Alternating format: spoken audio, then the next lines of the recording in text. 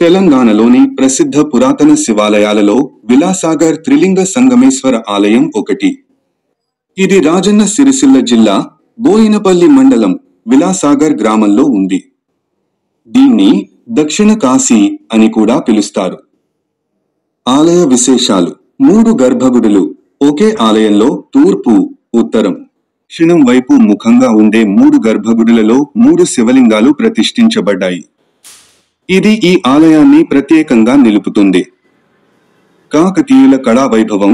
ఈ దేవాలయం కాకతీయుల కాలంలో అంటే క్రీశ 1115 నుంచి 1157 వరకు మధ్య కాలంలో కాకతీయ రాజు రెండో ప్రోలరాజుచే నిర్మించబడినట్లు చారిత్రక ప్రాముఖ్యత. పురావస్తు శాఖ పరిశోధనల ప్రకారం ఈ ఆలయ నిర్మాణం వరంగల్లోని హన్మకొండలో ఉన్న పద్మాక్షి దేవాలయాన్ని పోలి ఉంటుంది. పద్మని రెండో ప్రోలరాజు కాలంలోనే మంత్రి బేతన్న భార్య మైలమ్మ పేరుతో నిర్మించారు. ఆలయ ప్రవేశ మండపంలో ఎడమవైపున శ్రీ పార్వతీదేవి, కుడివైపున శ్రీ లక్ష్మీ గణపతి కొలువై ఉన్నారు. శిఖరం ఉంటుంది. ఈ శైలి కర్ణాటకలోని కదంబ ఆలయ నిర్మాణాన్ని పోలి ఉంటుంది. ఆధ్యాత్మిక వైభవం. ఇక్కడ మహాశివరాత్రి ఉత్సవాలు అత్యంత వైభవంగా జరుగుతాయి. ఈ సందర్భంగా మహాలింగార్చన, ఏకాదశ రుద్రాభిషేకం వంటి పూజలు నిర్వహిస్తారు.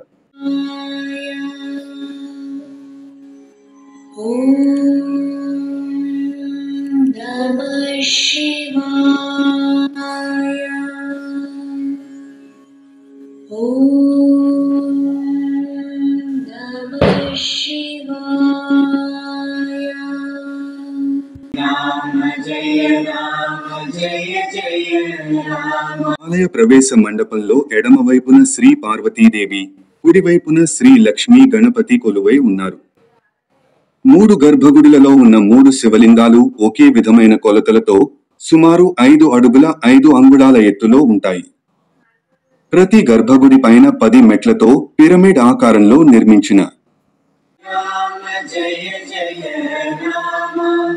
శ్రీరామ జయ రామ జయ జయ రామ, శ్రీరామ జయ రామ జయ జయ రామ చెబుతోంది. ఈ నిర్మాణంలో కాకతీయుల కళా రీతులు స్పష్టంగా కనిపిస్తాయి. హరిహర క్షేత్రం. ప్రధాన ఆలయ సముదాయంలో శ్రీ సీతారామచంద్రస్వామి ఆలయం కూడా ఉంది.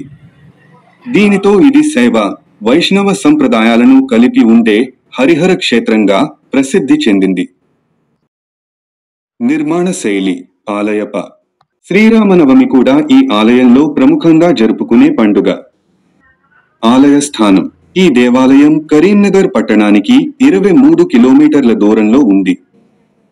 వేములవాడ నుంచి కేవలం 12 కిలోమీటర్ల దూరంలో ఉంటుంది.